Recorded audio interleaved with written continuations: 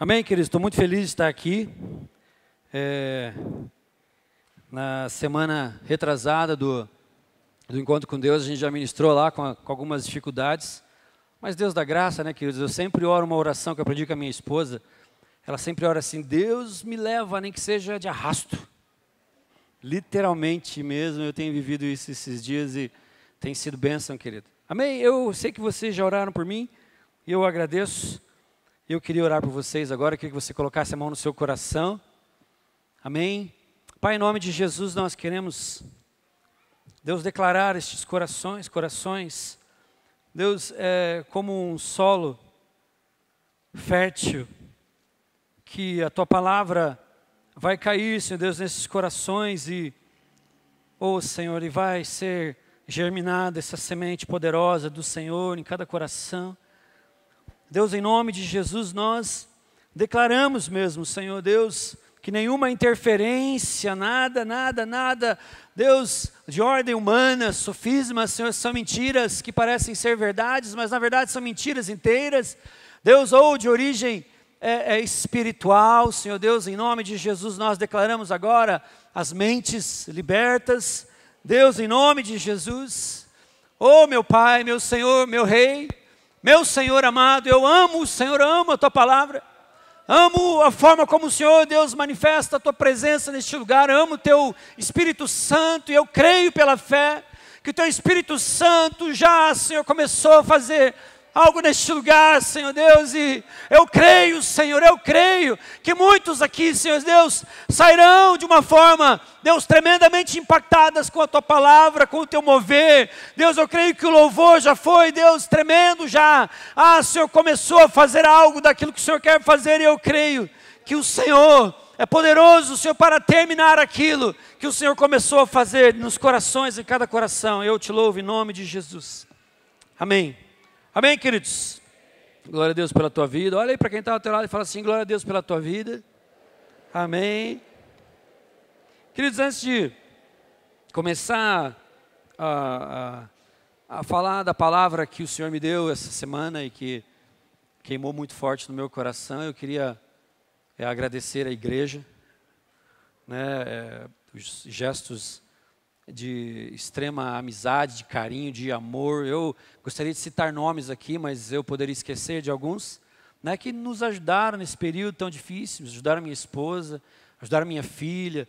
Teve gente que buscou a minha filha em casa, levou à escola, depois foi buscar novamente na escola. E, gente, num momento desse que a gente vê que realmente estamos numa igreja que ama, amém? Uma igreja que ama, uma igreja que se importa.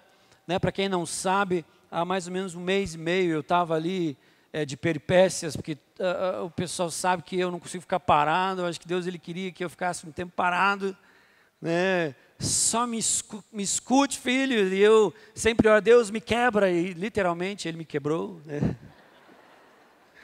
Literalmente Ele tem até aquela história, eu li em alguns lugares e eu acredito que isso é real. Que quando tem algumas ovelhas, não que eu sou fujão, não estou em desobediência, pelo contrário, estava num momento de muita consagração, de oração, de busca da face do Senhor. Se você chegasse aqui todo dia de madrugada, você me encontraria aqui. Mas tem aquela história que diz que quando o pastor quer ter mais intimidade com a ovelha, eu vou parafrasear um pouquinho aqui, que diz que quando a ovelha é muito fujona, ou de repente eu estava ali, Deus queria ter um momento a mais comigo e eu estava tão atarefado com tantas outras coisas, e Ele quebrou uma perninha minha e colocou eu nos seus ombros, E isso acontecia realmente com ovelhas fujonas. Quando a ovelha fugia uma vez, ele ia lá e buscava, 2 vezes ele ia lá e buscava, na terceira vez o pastor que amava, quebrava a patinha da ovelha e colocava ela nos ombros até que ela sarasse. Literalmente é esse período que eu tenho vivido nesses dias, não que eu não vivia, mas estou vivendo mais intensamente, Então tem sido uma graça de Deus. Eu me lembrei no Encontro com Deus, quando nós estávamos ministrando, que há uns anos atrás nós passamos por uma tentativa de roubo, e o assaltante colocou a arma na minha cabeça e falou: desce do carro, play, que aquela frase que eles gostam de falar: perdeu o playboy, Eu não tinha perdido nada, também não era playboy, Mas enfim, ele colocou a arma na minha cabeça e E é muito longa a história, mas aconteceu que ele falou assim, você desce e ela fica, né? A minha esposa. Eu pensei comigo, não, se tiver que morrer, morre uns 2 hoje. E graças a Deus, pela graça do Senhor, eu consegui me libertar desse assalto. E eu me lembro que eu cheguei em casa, muito nervoso e tal, e eu comecei a agradecer ao Senhor, Deus, muito obrigado, Tu és bom, Tu és bom. E naquele mesmo instante veio uma voz, né, muito forte no meu coração. Às vezes a gente acha que a voz do Senhor é audível, ele é audível de diferentes formas, né? Mas veio uma voz muito forte no meu coração dizendo assim, e se eu não tivesse te livrado, você estaria declarando a minha bondade? Né? Então quando eu caí ali naquele estacionamento, em cima daqueles tijolos ali, a única coisa que eu conseguia dizer, né, tem a G que está de prova aqui, o Tiago também, eu só conseguia falar, Deus, Tu és bom, né? Deus, Tu és bom, obrigado, Senhor, Deus, Tu és bom, eu sei que o Senhor tem guardado a minha vida, mas enfim, glória a Deus, Deus é bom, mas mesmo quando a situação foge ao Teu controle, amém? Mas eu quero te dizer algo muito poderoso, nada foge ao controle do Senhor, amém? Nada foge. Então esse tomo nos rendeu 16 pinos no braço, né? Foi foram 2 ossos quebrados, a bola do cotovelo espatifada, se diz que ela fez assim, ó, igual uma bolinha de gude. Então foram 16 parafusos e 2 placas no cotovelo e 2 pinos no pé. E quero te dizer, Deus continua sendo bom comigo. Sempre foi, amados. Amém? Sempre foi e sempre será. Então se você está passando por um momento de dificuldade, um momento, né, de aflição, comece a declarar no mundo espiritual, comece a declarar fisicamente, no concreto, para que o mundo espiritual escute que Deus, Ele é bom na sua vida, amém, queridos? Eu creio que muitas pessoas estão passando por uma fase difícil aqui, mas nunca deixe de declarar a bondade do Senhor, amém? Então vire para quem está do seu lado e fala assim, Deus é bom o tempo todo. E você que escutou isso, responda assim, o tempo todo Deus é bom. Amém, amados? Vamos lá então. Essa semana eu abra lá a palavra do Senhor em João, o Evangelho de João, o discípulo amado, aquele que gostava de reclinar a sua cabeça, né, no peito de Jesus Cristo, era o discípulo que ele amou demais o Senhor, por isso eu creio que ele foi muito agraciado com as revelações que ele teve, porque ele amou mais do que todos os outros, amém? Eu queria que nós pudéssemos amar mais do que nós temos amado. Eu, pelo menos, digo por mim. Eu queria que você abrisse lá no capítulo 1, versículo 35 em diante. Amém? Quem achou, diga amém. Quem não achou, diga misericórdia. João, o 4º livro do Novo Testamento. Tomás ali fala, no dia seguinte, João estava outra vez ali na companhia de 2 dos seus discípulos. A Bíblia fala que um deles aqui era o André, o outro não sabemos o nome, mas nós entendemos que pode ter sido João, o próprio João, autor deste livro.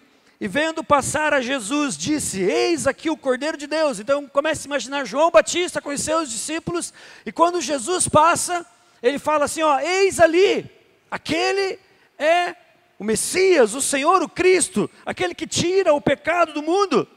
E os 2 discípulos ouviram-no dizer isso e seguiram a Jesus. E Jesus, voltando-se e vendo que eles o seguiam, disse-lhes, que buscais? Que buscais? Ou em outras traduções, né, ou no português mais claro, o que vocês querem comigo? Né, pastor Luiz? O que vocês querem comigo? O que vocês querem vindo atrás de mim? E eles disseram, Rabi, que traduzido quer dizer mestre, onde moras? Fugiram, eles foram realmente muito inteligentes aqui. Ele lhes disse, vinde e vede. Foram e viram onde morava e ficaram com ele aquele dia, e era já quase a hora 10ª. Era André, irmão de Simão Pedro, um dos 2, que ouviram aquilo de João e o haviam seguido. Este achou primeiro seu irmão e disse-lhe, achamos o Messias, que traduzido é o Cristo. Amém, queridos? Esse aqui era o desejo da nação. Aqueles que conheciam pouco de palavra de Deus, eles sabiam que a melhor e maior notícia que poderia existir era sobre Cristo, sobre o Messias, sobre o Senhor que viria. E traria para eles uma grande libertação. Fala assim para você mesmo, uma grande libertação. A maior de todas elas. A maior de todas elas. É aquela que se dá no nível espiritual, irmãos. Então quando João Batista, nós entendemos que João Batista estava no final do ministério dele. Se começar a falhar aqui, a gente vai trocar, tá? Só porque esse braço aqui está meio manco, né? E com esse aqui eu me seguro aqui, né? Então João Batista estava no final do ministério dele e ele sabia, queridos, que com a vinda do Messias, todos os holofotes deveriam estar focados em quem? No próprio Senhor. Né? João Batista já tinha cumprido praticamente com tudo aquilo que ele veio fazer, ele veio apresentar o Senhor, ele veio falar quem realmente seria esse Jesus. Ele veio abrir o caminho para o Messias, aquele que veio introduzir, eu penso assim, ele marca o final do Antigo Testamento aqui, ele foi o último, né? Alguns dizem, eu também acredito nisso, que ele foi o último dos profetas do Antigo Testamento, e Jesus, quando se refere a ele, fala assim que não existiu homem maior do que João Batista. E João Batista, no momento de extrema revelação, ele fala assim, que eu diminua e que ele cresça. Essa deve ser a nossa oração, queridos, que ele apareça em nossas vidas. Que em todas as fases, em todos os momentos, em todos os instantes, é Jesus quem deve aparecer. Tudo que eu fizer deve revelar quem Jesus é em nós, amém, queridos? E se você não está vivendo essa dinâmica de vida, eu quero te dizer, existe algo de muito errado em você e em mim. Tudo que nós fazemos deve revelar aquele quem Jesus é, e era isso que João Batista estava fazendo. O interessante foi que Jesus, quando pergunta para os discípulos que eram de João Batista, mas João Batista, ele não tinha medo de perder discípulos. Consegue entender isso? João Batista, ele não tinha medo de perder discípulos. Eu creio que João Batista tinha medo de perder o propósito. Tanto que quando ele estava preso, ele manda alguém perguntar assim, pergunta para Jesus se era ele realmente que nós esperávamos, ou deve vir alguém, deve vir outro. Jesus começa a curar e começa a fazer aquilo que o profeta Isaías disse que ele faria. Ele falou assim, fala para João Batista que está tudo certo. Sou eu mesmo. Fala para João Batista se alegrar mesmo naquele momento de dor. Fala para João Batista aguentar firme, mesmo naquela cadeia onde ele está agora, sofrendo. Fala para ele aguentar firme. Ele cumpriu o propósito da vida dele. Mas no momento agora a gente precisa focar os olhos nesses dois discípulos, que eles na verdade, eles saem da cobertura de João Batista e eles começam a entrar na cobertura de Jesus Cristo. Jesus olha para eles e pergunta assim, o que vocês querem comigo? O que vocês buscam em mim? Qual é a motivação que os traz a mim? Amados, eu creio que essa pergunta de Jesus, do Senhor, ela é feita a todos nós, amém? Você crê nisso? Ela é feita a todos nós, e o interessante, queridos, que de início, assim como eu não conseguiria responder para Jesus quais foram as reais as motivações que realmente me levaram a Jesus, mas eu posso dizer por mim, queridos, talvez se Jesus perguntasse para mim naquele instante ao qual eu me doei a Ele, ao qual eu entreguei a minha vida a Ele, eu poderia dizer tantas coisas de motivos pessoais. Jesus, eu quero o Senhor porque eu quero uma intervenção poderosa na minha casa. Queridos, isso é de interesse do Senhor. Senhor, eu quero o Senhor porque eu quero que o Senhor me ajude com a minha saúde. Eu quero, Senhor, ter uma saúde boa. Senhor, eu quero que o Senhor me ajude na minha vida financeira. Não que o Senhor não se importa com isso, mas essa não pode ser a tua resposta. Amém? Quantos estão comigo aqui? Então eu creio sim que quando Jesus pergunta, eles imaginam, Ele é o Cristo. As nossas motivações não são motivações tão dignas. Então vamos perguntar, aonde tu moras? Nós queremos gastar tempo contigo, Jesus. Nós queremos conhecer mais de Ti. No primeiro instante nós não sabemos o que responder a Jesus, mas Ele nos convida, então venha, me conheça. Queridos, é muito triste quando a gente se depara com irmãos que já estão há 1 ano, 2 anos, 3 anos. Eles não sabem nem o que diz em João 3,16. São pessoas que não estão interessadas em gastar tempo conhecendo a Jesus. Quantos estão comigo aqui? E Jesus, ele responde a esses 2 discípulos: então venham comigo, então fiquem comigo, então me conheçam, vejam qual é a minha dinâmica de vida, vejam como eu trato os meus discípulos, vejam qual é a minha proposta de reino, qual é a minha proposta de apresentar realmente quem é o Pai. Eu queria fazer uma pergunta para você que já está, que já está 1, 2, 3, ou mesmo menos do que isso. Eu queria fazer essa pergunta: você sabe o porquê começou a seguir a Jesus? Eu posso dizer por mim, queridos, quando comecei a seguir a Jesus, eu fui atraído sobrenaturalmente a Ele. Eu fui atraído, queridos, mas as minhas intenções, eu creio que se eu fosse listá-las para o Senhor, eram quase que todas elas pessoais, de cunho pessoal.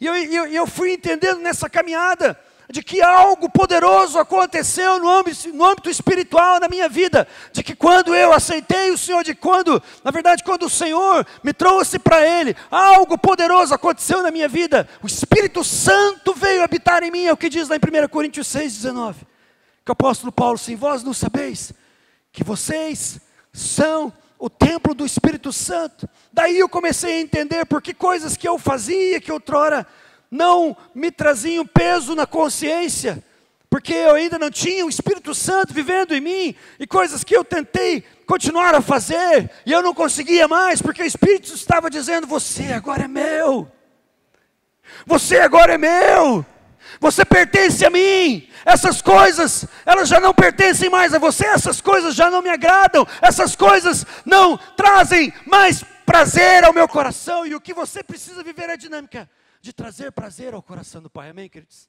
Depois eu fui conhecer, que o Espírito Santo é uma pessoa, e que nós temos o poder de entristecer essa pessoa maravilhosa. Mas porque no primeiro momento, amados, eu disse para o Senhor: Jesus, eu quero conhecer ao Senhor, eu estou interessado nas coisas que interessam ao Senhor. Deus, eu não quero impor o meu estilo de vida ao Senhor, mas eu quero que o Senhor venha trazer a revelação de quem o Senhor quer que eu seja. Amém, queridos? Então grave essa pergunta, você sabe por que começou a seguir a Jesus? E eu quero ir mais além. Queridos, você está interessado em conhecer realmente quem Jesus é e deixá-lo agir na sua vida a ponto de ser transformado naquilo que Ele tem para você? Eu costumo dizer, queridos, Deus é insistente comigo. Sabe por que Deus é insistente com você, Daniel?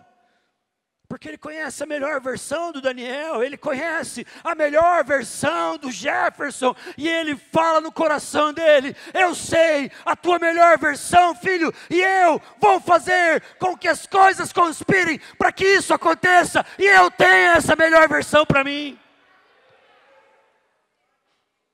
Diga assim: Deus é teimoso, Ele não desiste de mim. Acredito que assim como aconteceu comigo, aconteceu com eles. Foi uma atração sobrenatural, sem explicação. Quem sabe, num primeiro momento, os interesses dos discípulos, assim como o meu, não era um interesse de reino, não era um interesse de viver a vontade do Pai, mas era uma vontade de conhecer a Jesus. Que você saia daqui nessa noite com uma vontade de realmente conhecer quem Jesus é, através da pessoa do Espírito Santo, querido. Que você saia daqui nessa noite com o seu coração inflamado, em querer realmente saber quem Jesus é.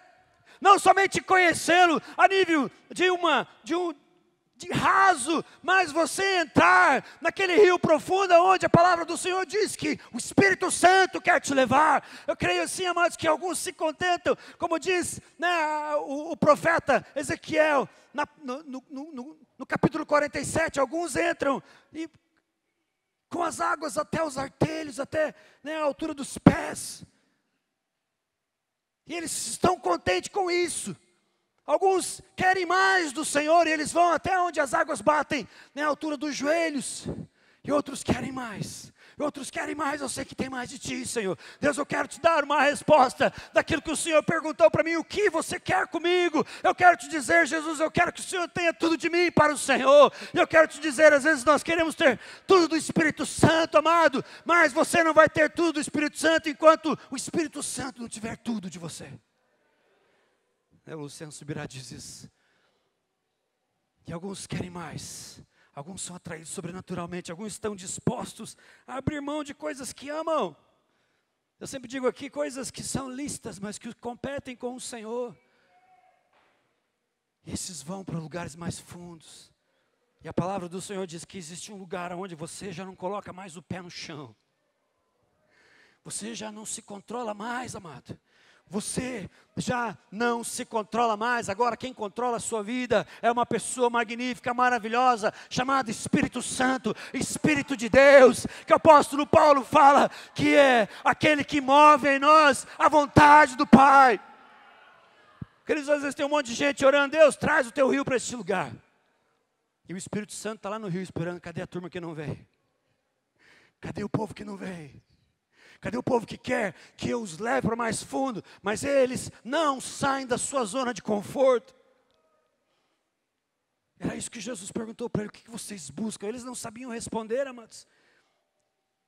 Eu quero te perguntar, que chega um momento que aquilo que os outros falam de Jesus, já não é o suficiente. Eu creio que eles respeitavam demais quem era João Batista. Eles admiravam demais, ele era realmente um homem admirável, mas eles entenderam, a gente não pode mais ficar a nível daquilo que João Batista nos tem dito. Eu creio que a gente tem que buscar mais. Queridos, tem um momento que você não se contenta somente com as pregações que são pregadas aqui. Tem um momento que somente as pregações que você escuta no YouTube não te alimentam mais. Tem um momento que você tem que ver a dinâmica do secreto. Tem um momento que você tem que se ajoelhar na sua cama e dizer, Senhor, quebra toda a estrutura, Senhor, de apatia em minha vida. Eu quero te conhecer, nem que para isso eu tenha que pagar um preço. Mas sabe o que essa geração de hoje, e a geração passada, eles não querem mais pagar preço, estava vendo? O que mais? Uma pesquisa de satisfação. O que mais as pessoas buscam? É busca pelo prazer e a evitação da dor. Eu entendo que a evitação da dor é maravilhosa. Né, quando eu cheguei lá, eles falaram assim, dá uma morfina para o menino. E pensa uma coisa boa. Foi bom demais, mas a gente não quer sofrer mais. A gente quer chegar a níveis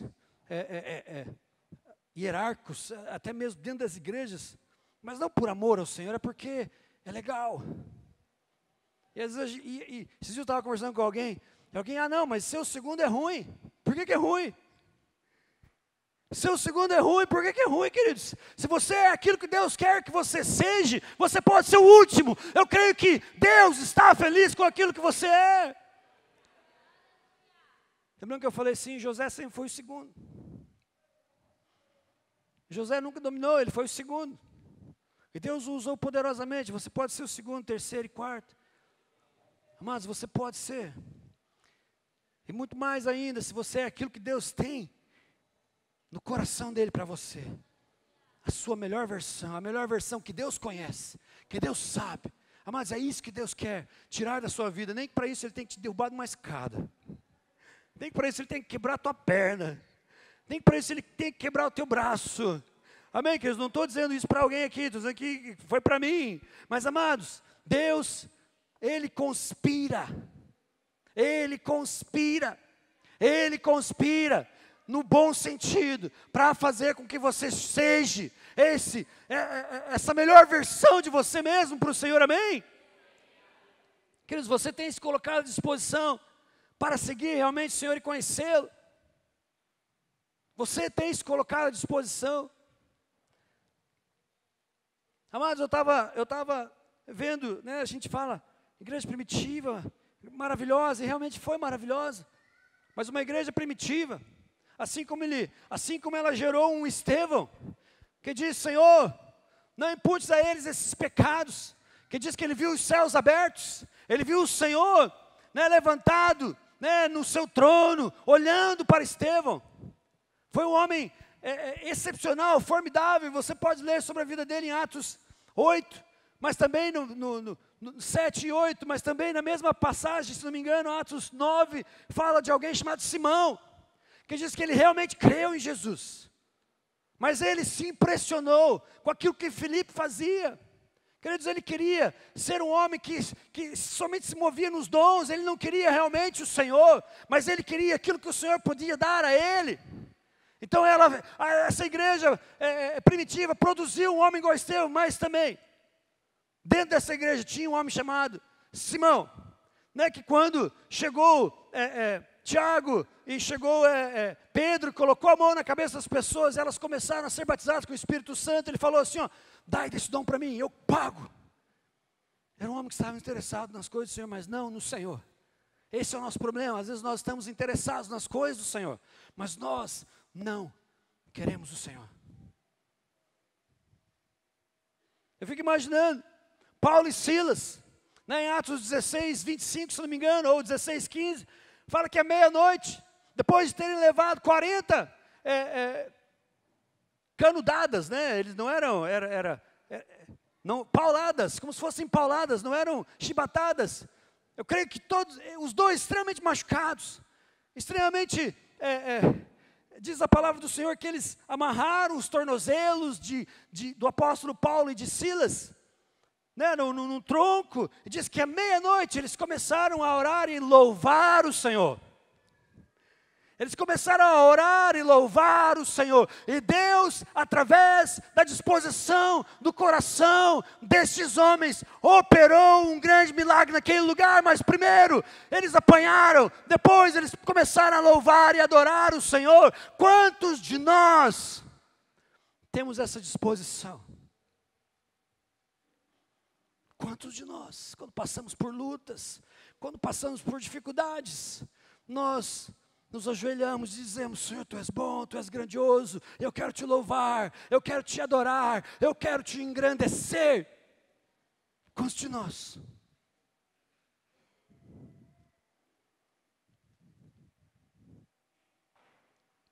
Infelizmente, muitos passam anos somente ouvindo aquilo que os outros falam e nunca estão dispostos a aceitar este desafio do Senhor. Qual que é o desafio? De conhecê-lo, de andar neste caminho. A palavra de Deus diz que o caminho que leva até o Senhor é um caminho apertado, e nós queremos muitas vezes o caminho largo.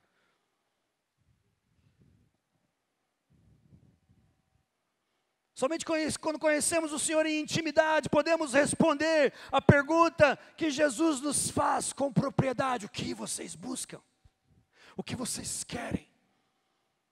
O mesmo Jesus que caminhou com Pedro, e em João 21 fala assim: Pedro, tu me amas? Eu te amo, Jesus. Pedro, tu me amas? Eu te amo, Jesus. Pedro, tu me amas? Eu te amo. É o mesmo Jesus que caminhou com Judas.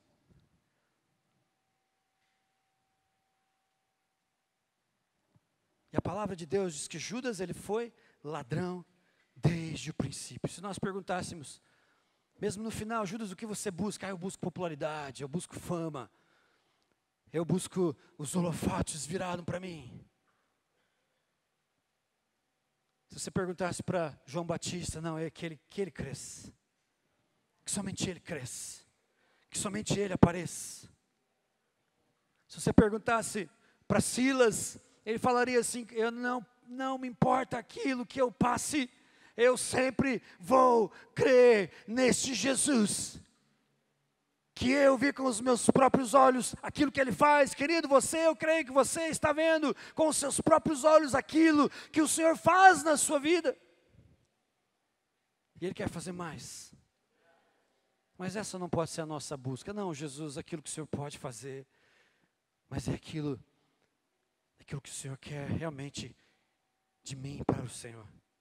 Lá em Filipenses 3,7 fala assim: mas o que para mim era ganho, reputei-o por perda, por Cristo Jesus. Quem está falando isso? O apóstolo Paulo. Queridos, ele realmente foi, mas ele poderia ser um dos maiores homens do judaísmo.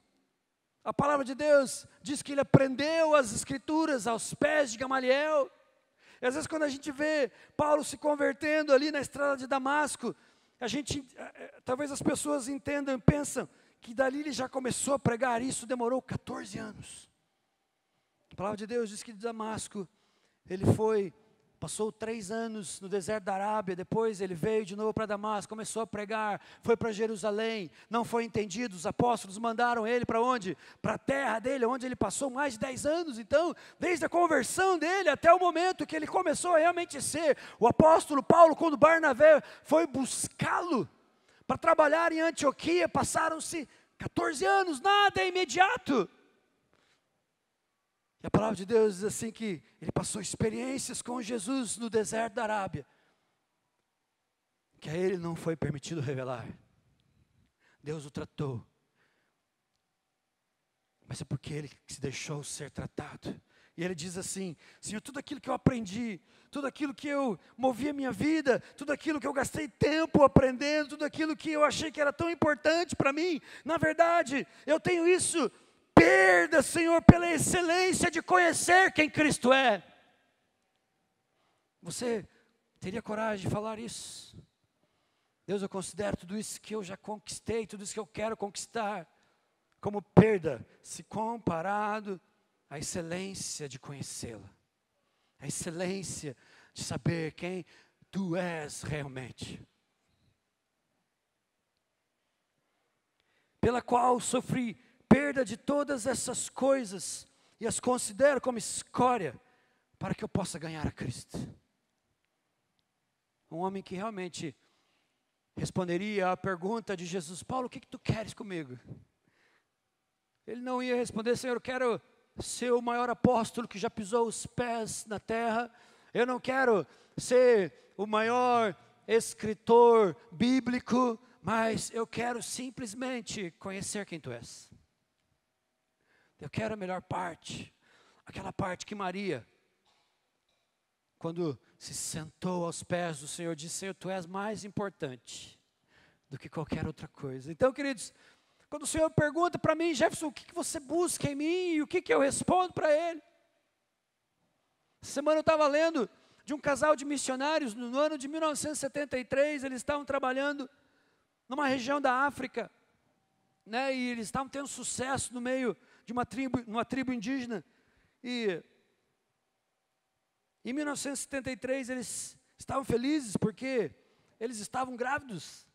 Uau, vamos ter um filho no campo missionário, que lindo. Era aqueles missionários doidos por Jesus, sabe? Aqueles missionários malucos que amam o Senhor. E diz que, nessa história, diz que eles tiveram um casal de tiveram gêmeos. E naquela aldeia, era considerado maldição ter gêmeos. Naquela aldeia, quando acontecia de nascer gêmeos, um deles tinha de ser sacrificado.